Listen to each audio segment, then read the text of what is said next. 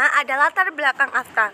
Perjanjian AFTA ditandatangani pada tanggal 28 Januari 1992 di Singapura saat sidang KTT keempat. AFTA menjadi bentuk kerjasama di bidang ekonomi seperti yang sudah disepakati oleh negara-negara ASEAN. Ada beberapa faktor yang melatar belakangi terbentuknya AFTA atau kawasan perdagangan bebas, yaitu 1. Munculnya isu-isu ekonomi setelah tantangan politik dan militer yang dihadapi ASEAN berakhir pada Perang Dingin saat itu. 2. Kemajuan pesat yang dimiliki Singapura yang minim sumber daya alam atau SDA, namun memiliki sektor perdagangan yang bisa diandalkan sebagai sumber utama penghidupan. Ketiga, keinginan untuk mendatangkan investor asing.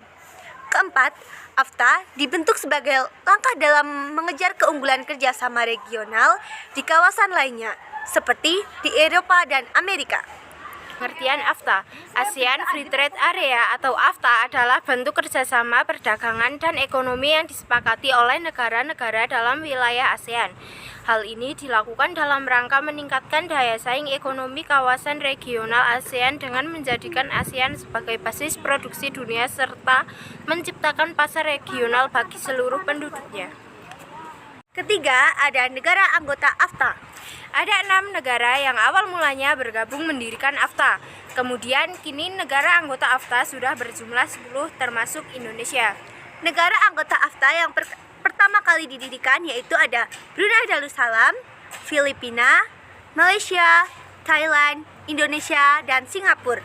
Tambahan negara anggota AFTA ada Vietnam, Laos, Myanmar, dan Kamboja. Yang keempat, ada manfaat AFTA bagi Indonesia.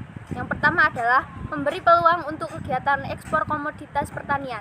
Yang kedua, AFTA dapat menantang Indonesia untuk menghasilkan komoditas yang kompetitif di pasar ASEAN. Yang ketiga, meningkatkan daya saing untuk mendorong perekonomian Indonesia dan mendorong pelaku usaha menghasilkan barang komoditas yang bisa bersaing dengan barang-barang negara ASEAN lainnya. Yang keempat, memberikan peluang untuk pengusaha kecil dan mencegah untuk mengekspor barang produksinya, sehingga bisa memperoleh pasar selain dalam negeri. Yang terakhir, mendorong kesadaran pengusaha untuk berdaya saing lebih kuat. Ada hambatan AFTA, persaingan bahan-bahan komoditas yang para negara anggota AFTA. Persaingan ini bisa menyebabkan industri kecil dalam negara gulung tikar karena belum mampu untuk bersaing dengan bahan-bahan dari luar negeri. Yang kedua, adanya kondisi tidak stabil dalam negara membuat negara yang ingin melakukan kegiatan mengekspor produknya akan enggan untuk melanjutkannya. Yang ketiga, perbedaan tingkat ekonomi pada setiap anggota negara memunculkan sebuah kendala dalam kegiatan ekspor dan impornya. Yang keempat, ada banyak negara-negara yang melakukan proteksi terhadap barang negerinya. Hal itu membuat barang dari luar negeri akan sulit menentukan harga pasarnya.